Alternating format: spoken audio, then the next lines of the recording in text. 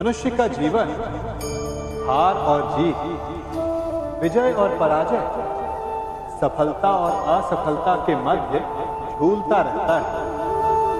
आपके साथ भी ऐसा होता होगा, है ना? जब आप सफल होते हैं, किसी चुनौती पर विजय पाते हैं, तो मन प्रसन्नता से आनंद के उपवन में झूमने लगता है। और जब आप असफल होते हैं, तब मन दुख और पीड़ा के सागर में डूबने लगता है। परंतु वास्तव में सफलता और असफलता है क्या? तनिक ध्यान से सोचिए। ये केवल हमारी मनोस्थिति मात्र है। हमारी पराजय तब नहीं होती जब हमारा शत्रु विजय प्राप्त कर ले। हमारी पराजय तब होती है जब हम पराजय स्वीकार करें। हम असफल तब नहीं होते जब हम लक्ष्य ना पा सकते।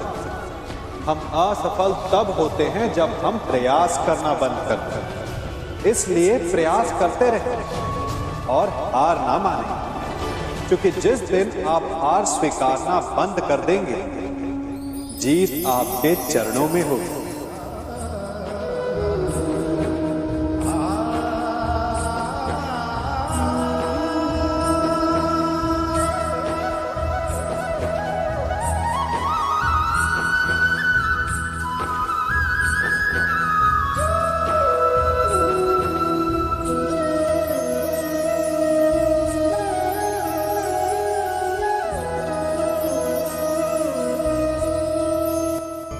आप सबने बरगद के वृक्ष को तो देखा ही होगा।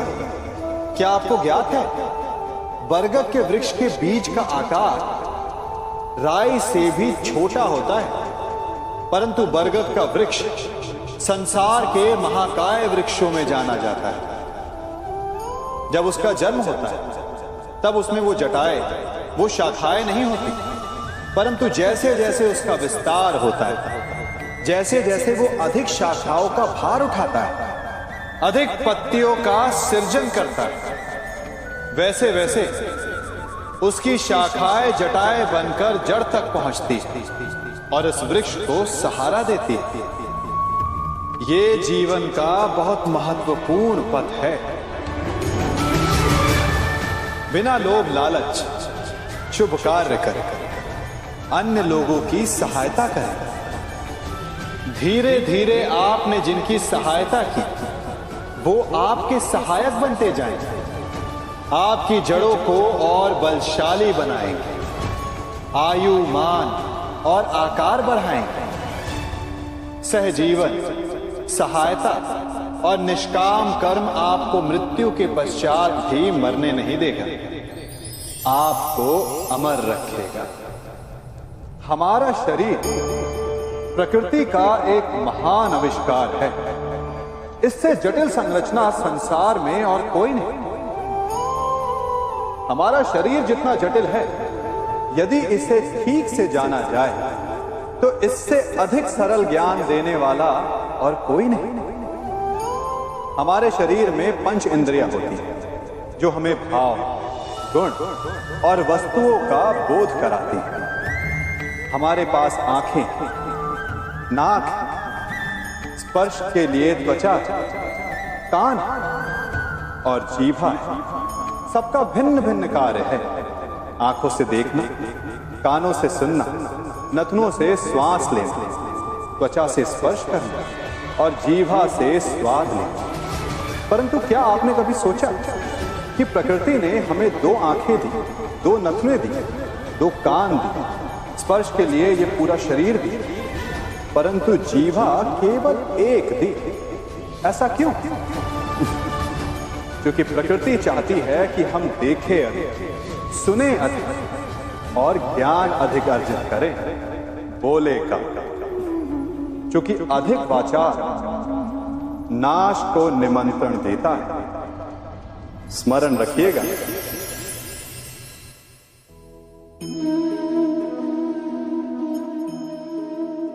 ये सदा यही कहते आए कि यदि आगे बढ़ना है तो अपनों का साथ दो।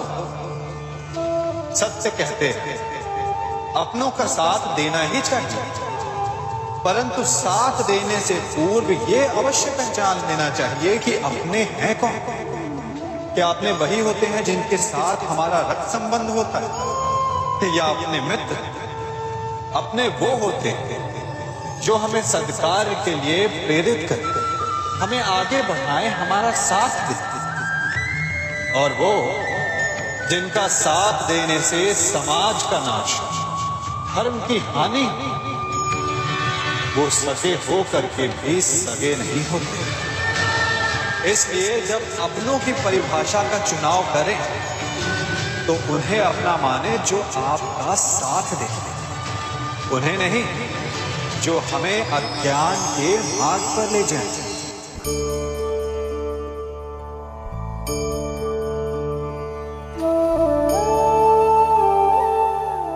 आप जिनसे प्रेम करते हैं सदा उनके समीप रहना चाहते हैं, नहीं चाहते कि कभी अपनों से दूर होना पड़े, बिछड़ना पड़े। परंतु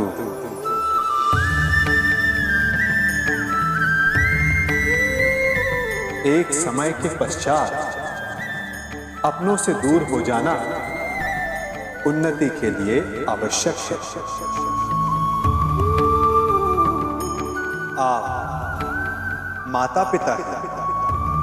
यदि आप अपनी संतान के जीवन के हर पल पर उनका मार्गदर्शन करते रहेंगे तो आपकी संतान स्वयं मार्ग चुनना कैसे सीखेगी?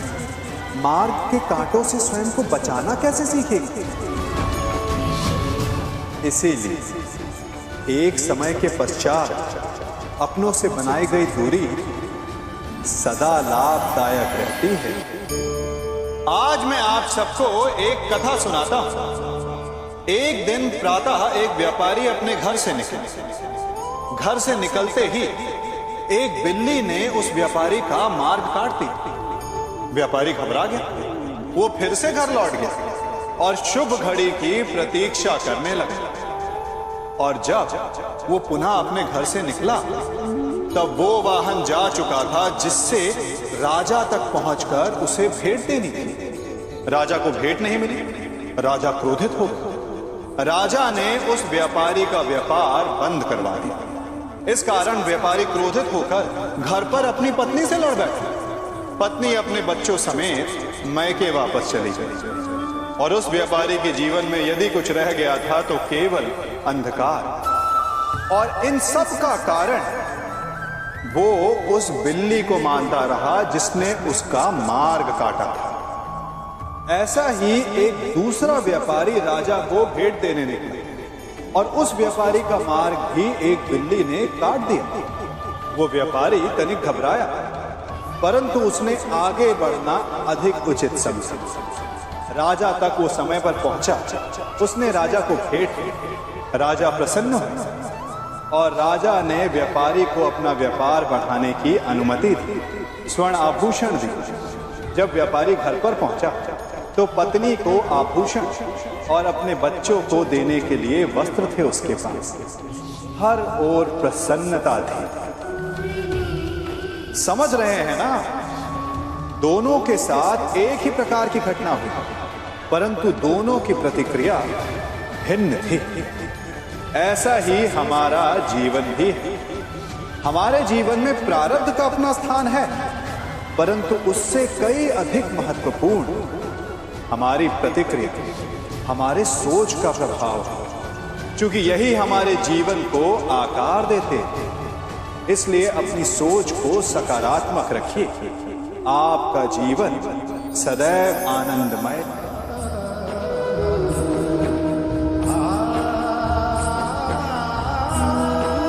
हम सभी अपने जीवन में कोई ना कोई कार्य करते हैं तो थकान की अनुभूति होती है, और यदि थकान ना उतरे तो कार्य करने का मन नहीं करता।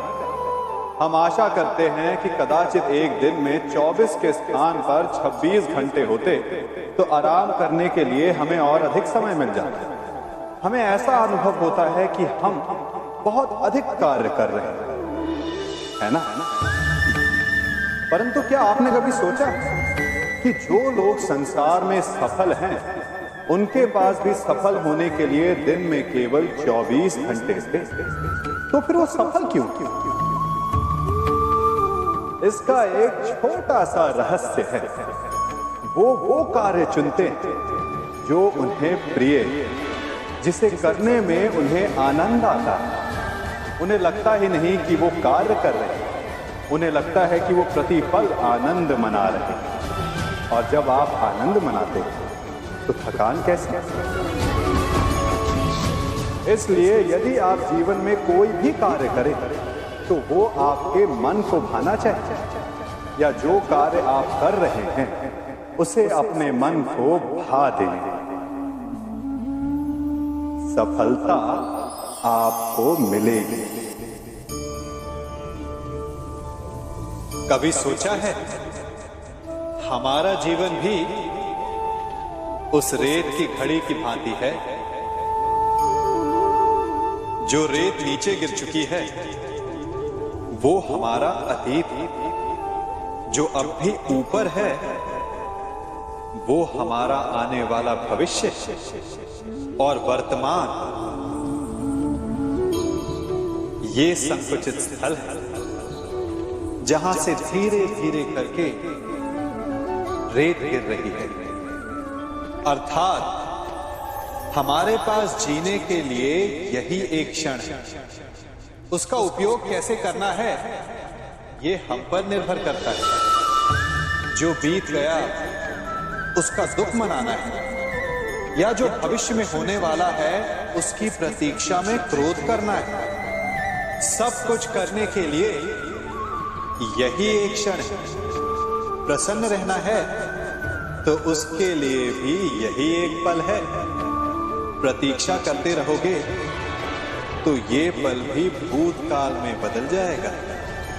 इसलिए आनंद के लिए, परोपकार के लिए प्रतीक्षा ना कीजिए।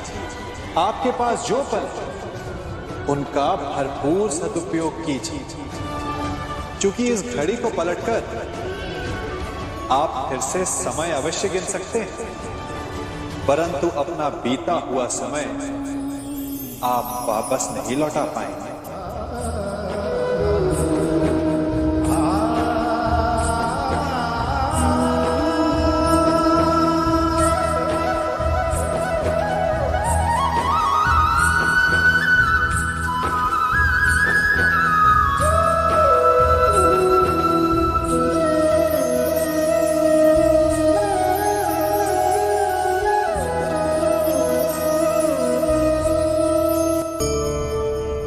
मनुष्य भी बड़ा विचित्र प्राणी है। अपनों से नीचे के स्तर के लोगों को वो हे दृष्टि से देखता है, उनका उपहास उड़ाता है, उनसे बार बार कहता है कि तुम्हारा कुछ नहीं हो सकता, तुम भविष्य में कुछ नहीं कर पाओगे। जब मनुष्य के पास धन, संपत्ति, मान होता है तो वो दूसरों का आदर नहीं करता, परंतु वो एक बात भूल जाता है कि उससे भी अधिक शक्तिशाली कोई अस्तित्व में है, और वो है समय। काल काल अपना चक्र कब बदलेगा ये कोई नहीं जानता। समय अपनी करवट कब लेगा ये कोई नहीं जानता। कोयला भी समय के साथ साथ हीरे में परिवर्तित हो जाता है। इसलिए जीवन में कभी भी किसी का भी उपहास नहीं उड़ाना चाहिए।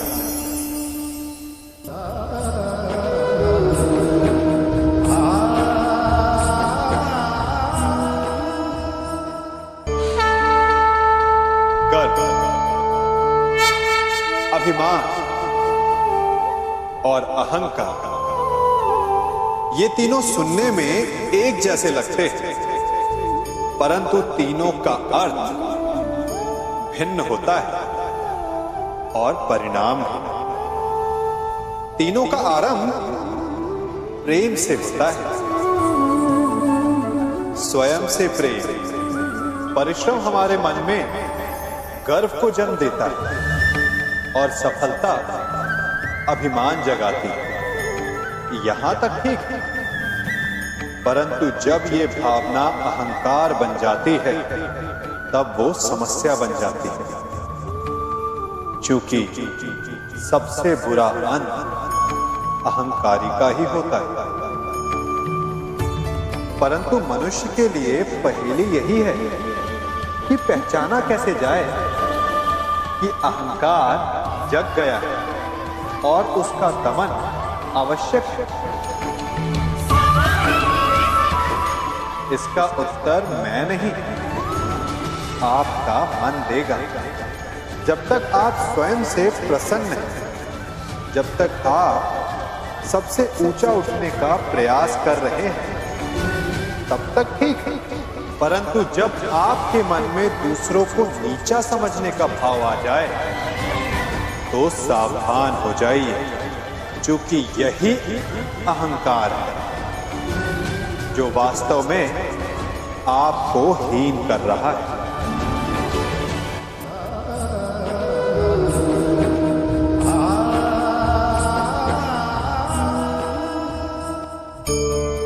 आज मैं आप सबको एक कहानी सुनाता हूं। एक दिन गोकुल में दो व्यापारी आए। एक व्यापारी शहद का था, बड़ा मीठा शहद था उसका, परंतु वो गोकुल में टिक नहीं पाया। उसके व्यापार ने घाटा खाया और शीघ्र ही वो गोकुल छोड़कर चला गया।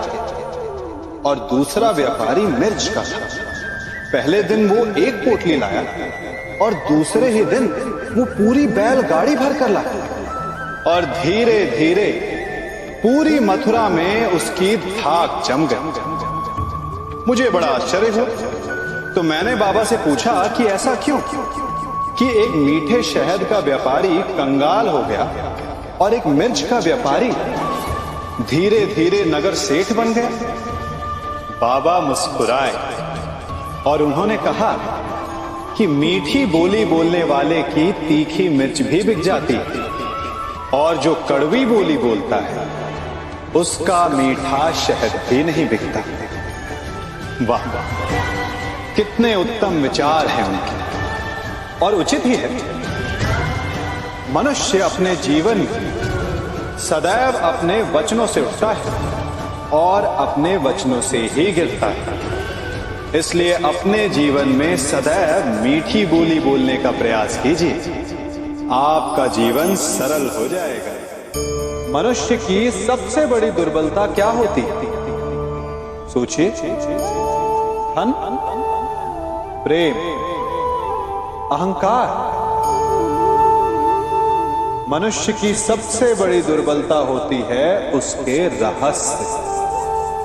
चाहे आप कितने भी शक्तिशाली क्यों ना हो, कितने भी प्रबल क्यों ना हो, परंतु उसके रहस्य उसके नाश की चाबी होती है। इसलिए यदि प्रबल रहना है, शक्तिशाली रहना है, समर्थ रहना है, तो अपने रहस्य को किसी को भी ना बताएं, ना मित्र को और ना ही शत्रु को, क्योंकि समय पड़ने पर कब कौन शत्रु हो जाए ऐसा कहना संभव नहीं। विभीषण को रावण के अमृत कुंड का ज्ञात था, इसीलिए प्रभु श्री राम रावण का वध करने में सफल हो सके। इसलिए उचित यही है कि आप अपने रहस्य को स्वयं तक ही सीमित रखें।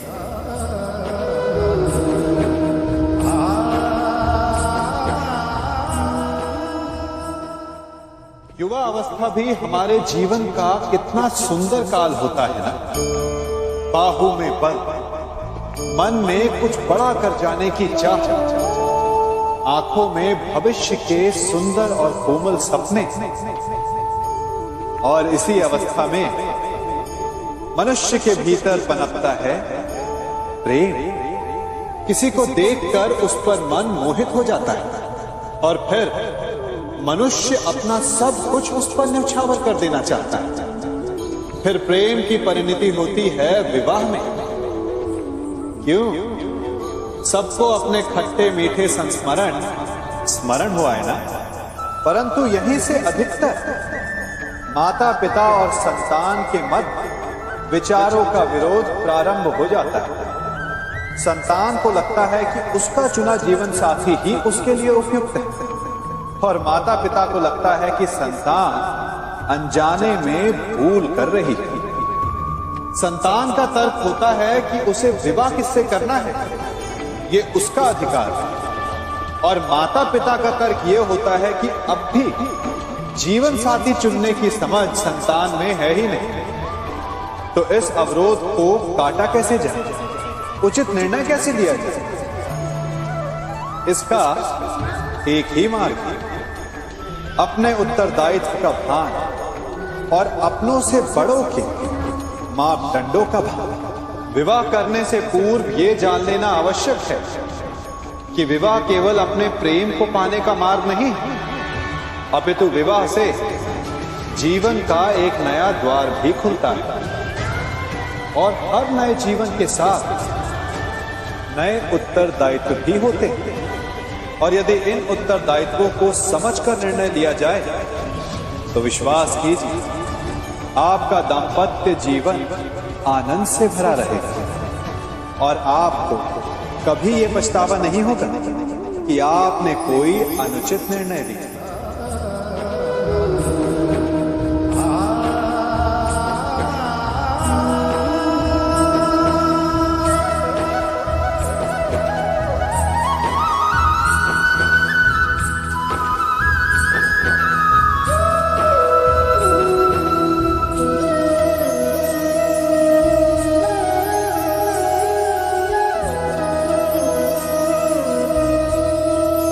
जब सागर का जल बाष्प बनकर उड़ता है तब वो हमें दिखाई नहीं देता।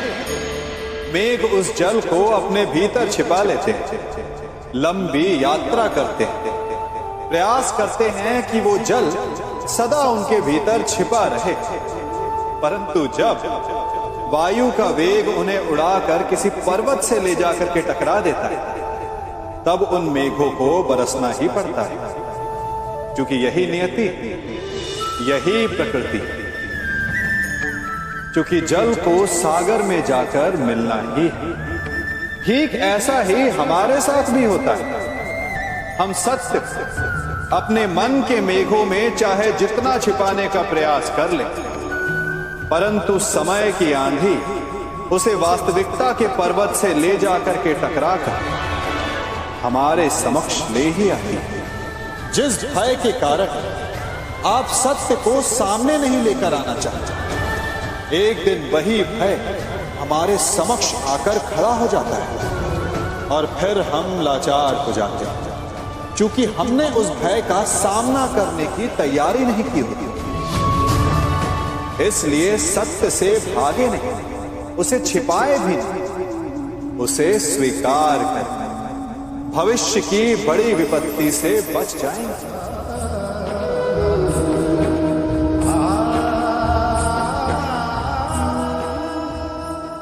कभी कभी आप सबके जीवन में एक ऐसी विचित्र समस्या अवश्य आती है कि शक्तिशाली के समक्ष मौन हो जाए। कि उस शक्तिशाली से विवाद करने से बचने के लिए आप मौन रह जाते। मानता हूं ऐसा करने से आप एक विवाद से बच जाते, एक संघर्ष से बच जाते, परंतु ऐसा बचाव एक बड़े संघर्ष को जन्म दे देता। कैसे? हमारा मौन रहना अनजाने में उसका समर्थन बन जाता है, और वो स्वयं को अधिक शक्तिशाली अनुभव करता है, और यहां से हमारा दमन प्रारंभ हो जाता है। एक के बाद एक हम अन्याय में अनचाहे रूप से सम्मिलित होते चले जाते हैं। तो इसका तोड़ क्या है, ये समझने के लिए ये जानना आवश्यक है कि ऐसी कौन सी बात है जो आपको विरोध करने से रोकती है।